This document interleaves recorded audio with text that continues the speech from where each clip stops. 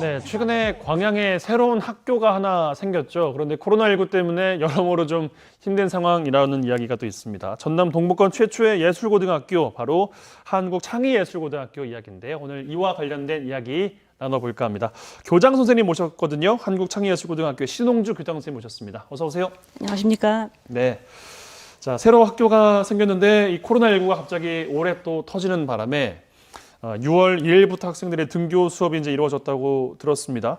등교 수업 일주일이 됐는데 학교 분위기라든가 학생들 분위기는 좀 어떤가요? 예, 학생들이 온라인 수업을 하거나 SNS를 하면서 이미 많이 친해진 상태로 왔더라고요. 아, 그래요? 예, 이런 상황에서 이제 마스크를 쓰고 사회적 거리두기를 해야 되기 때문에 그 부분이 좀 낯설긴 하겠지만 학생들이 친구들과 선생님들을 직접 만날 수 있어서 굉장히 기쁘고 설레합니다. 네. 새로운 학교에 뭐 입학을 하는 것뿐만이 아니라 굉장히 설레는 일인데 새로 생긴 학교에 또 입학을 해야 되는데 이렇게까지 또 미뤄졌으니까 예. 그 설렘이 또 오죽했을까 생각이 좀 들던데요. 어찌됐든 한국창의예술고등학교가 전남 동북권 최초의 예술고등학교로 주목을 좀 받고 있습니다.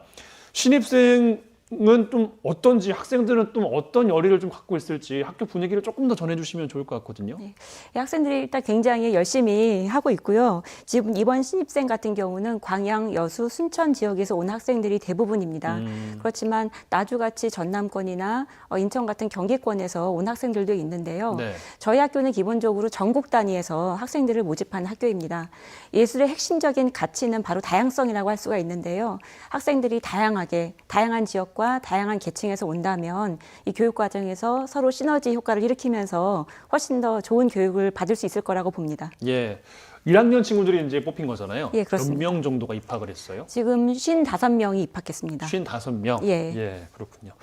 예술고등학교 하면 저는 뭐 다녀본 적이 없어서 커리큘럼 같은 것들도 참 궁금하던데 일반 고등학교에 비해서 어떤 것들이 좀 커리큘럼상 다를까요? 예술고등학교는 예술 전문 교과라는 것이 있습니다.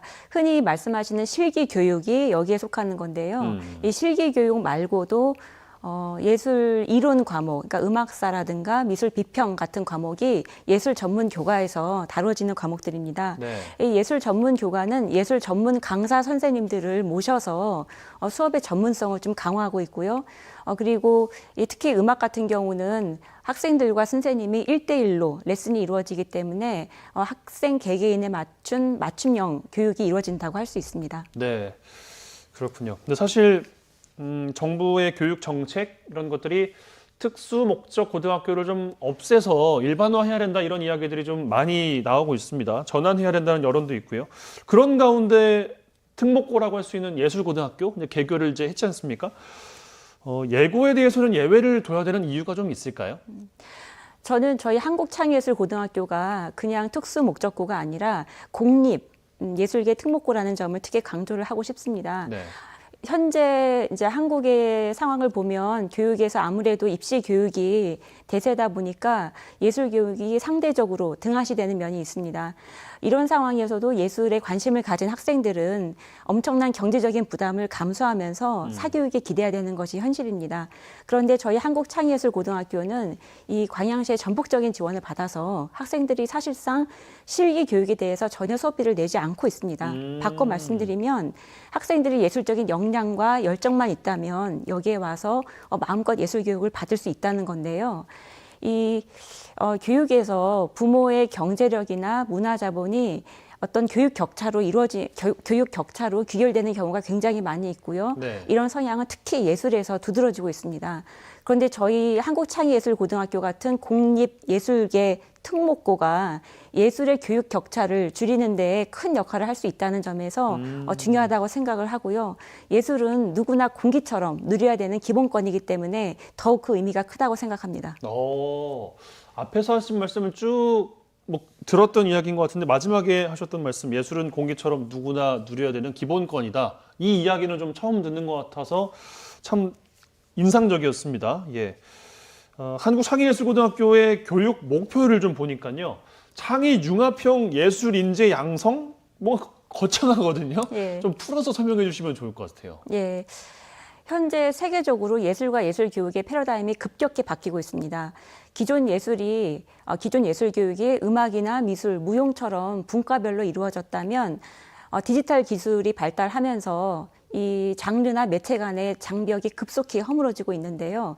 특히나 4차 산업혁명이 오면서 이 로보틱스라든가 빅데이터라든가 인공지능 같은 그런 첨단 기술을 예술에 활용하려는 그런 창의적인 시도가 이미 이루어지고 있습니다.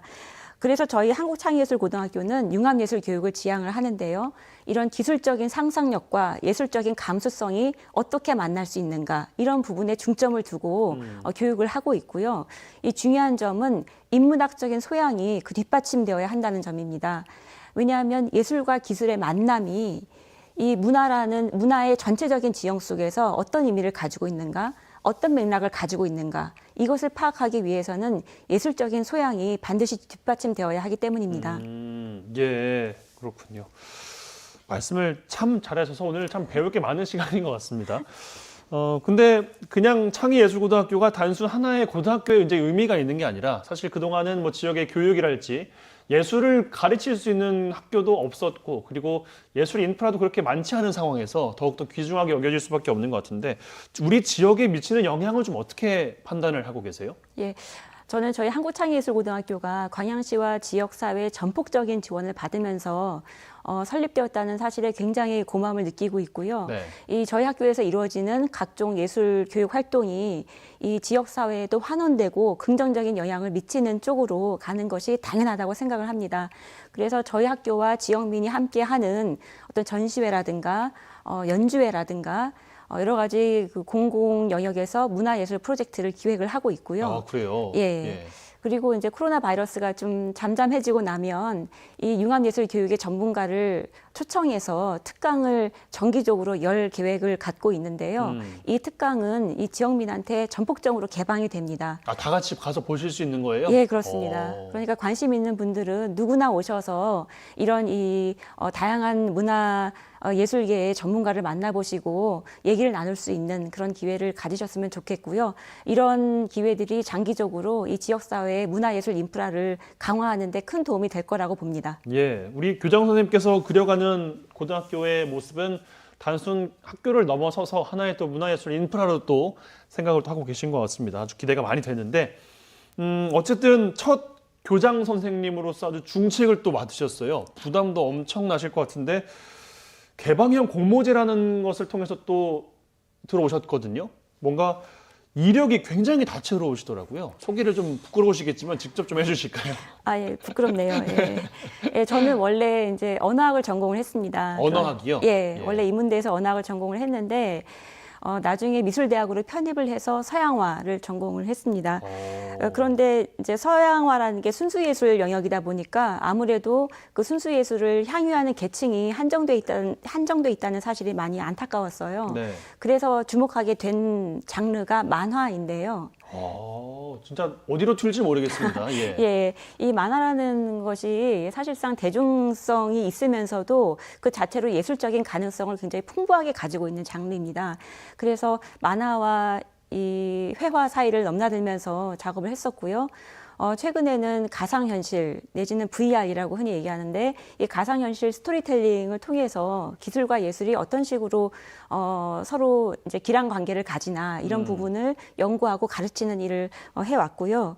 제가 이제 예술과 인문학을 같이 공부하면서 느낀 것이 창조적인 것들은 이질적인 것들이 충돌하거나 서로 화학작용을 일으키면서 나올 때가 많구나 이런 부분들을 절감했고요. 네. 이런 이력이 어떤 융합예술 교육의 가능성과 필요성을 절감하게 되는 계기가 되었다고 생각합니다. 예, 알겠습니다.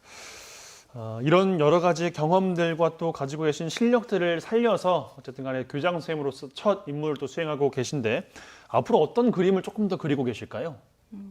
예, 저는 저희 한국창의예술고등학교가 대도시나 수도권이 아니라 이 문화적으로나 지리적으로 상대적으로 변방에 있는 이런 광양에 설립되었다는 점이 사실 굉장히 뜻깊고 중요하다고 생각을 합니다. 네.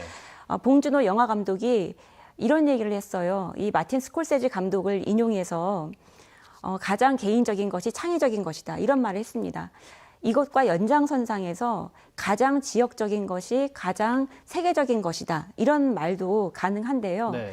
이 저희 학교 학생들이 이 지역에서 살아온 이런 경험들이 세계적인 관점에서 어떤 의미를 가지고 있고 어떤 차별성을 가지고 있나 이런 부분들을 좀 파악할 수 있다면 이 학생들이 가진 지역적인 정체성이 학생들의 예술 활동에 굉장히 큰 자산이 될 수 있다고 봅니다.